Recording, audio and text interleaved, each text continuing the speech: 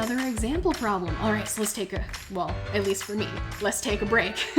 But yeah, how many significant figures are there in the following numbers? So feel free, take a pause, kind of mentally digest everything that we've been talking about so far and see if you can't figure out, based on the previous 5 rules, how many significant figures are there in the following 6 numbers. All right, so assuming that you have answered this calculation or example problem, I guess you're not really calculating anything in this example problem, we're just counting. How many significant figures are there in the following numbers? All right, so let's break these down one by one. So each of our rules are going to apply at various points. So if we're looking at the first number present here, 0.0035, according to rule number 1, all non-zeros are significant. And according to rule number 4, all zeros in front don't matter. So all zeros in front of your first non-zero need not apply. They don't matter at all. So it appears as though, because there are only 2 non-zeros and no additional zeros that actually have significance, we have 2 significant figures present in the number 0.0035. All right, the number 1.080. This is a number where a couple of different rules are going to apply. First and foremost, we have a couple of non-zeros. So rule number 1, we have at least 2 significant figures. There is a 0 present in the middle of 2 non-zeros, so we know that this number is going to be significant. And we have a 0 trailing at the end.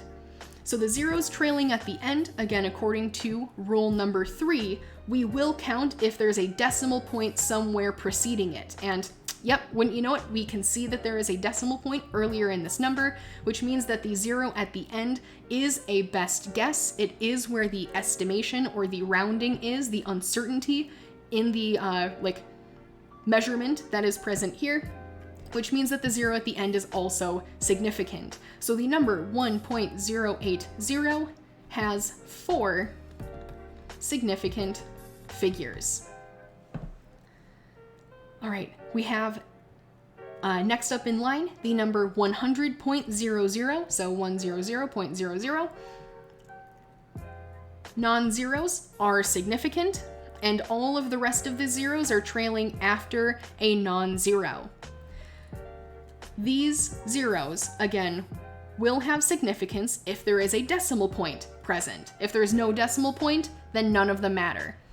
Well, we have eyes with which to see, and there is definitely a decimal point present here. There is, the number is 100.00. So because there is a decimal point here, all of these zeros matter.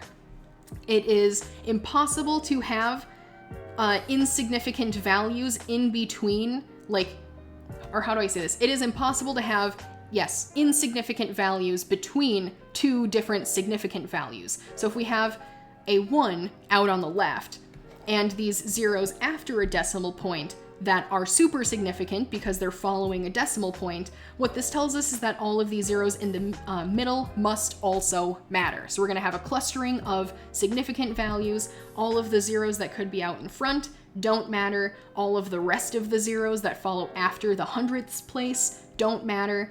We have exactly 5 sig figs.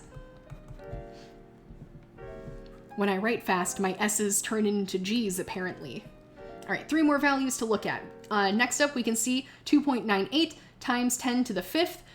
This is a good example of how scientific notation is really helpful in being able to figure out how many significant figures we have, because however many decimals are present, however many numbers are present in a scientific or scientifically notated number, all of them are going to be significant. It also coincidentally happens that each of these numbers is non-zero, and so we can conclude pretty quickly that there are 3 sig figs in this number. The 10 to the 5th, we don't have to worry about any significance here. The times 10 to the 5th is just a way to tell us where the decimal point is in the real version of the number. So the 10 to the 5th we can think of as just like an empty kind of placeholder. It just gives us direction for where the decimal point goes, but it itself doesn't have any like measurement significance to us. All right, 5th, we have the number 12. Well, there are two different ways that we can go with this. Because there are no units here, right, units question mark, we don't have any context for where this number came from. If it is a measurement, so if it has some type of unit like the milliliter or the gram or seconds, what this tells us is that the 12 is a measurement. And if it's a measurement, there is going to be some level of certainty, uncertainty, that it's a recorded real number. And so we would say that this value has 2 sig figs. Another way we could go with this is if the unit is something that's more like a counting number. So let's say it's 12 eggs, right? A dozen eggs. What this tells us is that this is not a measurement, this is a counting number. It is an integer. And if it's an integer, it is a perfect number and there is no recorded uncertainty, right? Because if you're going to the grocery store and you open up a container, you either have 12 eggs or you don't. Like, it's kind of a binary system. Either there's like an egg missing or it's smashed, but there is no like partial egg. You either have like 11 good eggs or you have 12 good eggs. Somehow by miracle, maybe you have 13 good eggs. I don't know how that would work. But it's a counting number, it's an integer number. It's not a measurement. You are using, like a counting method to get to the number 12. And so if that is the case, if our unit was something like a counting unit, then we have no significant figures here. It's just NA. All right, last but not least, 2,371.28. This value is all made up of non-zero values, and because it is made up of all non-zero values, we are going to have 6 sig figs here because there are a total of 6 non-zeroed numbers.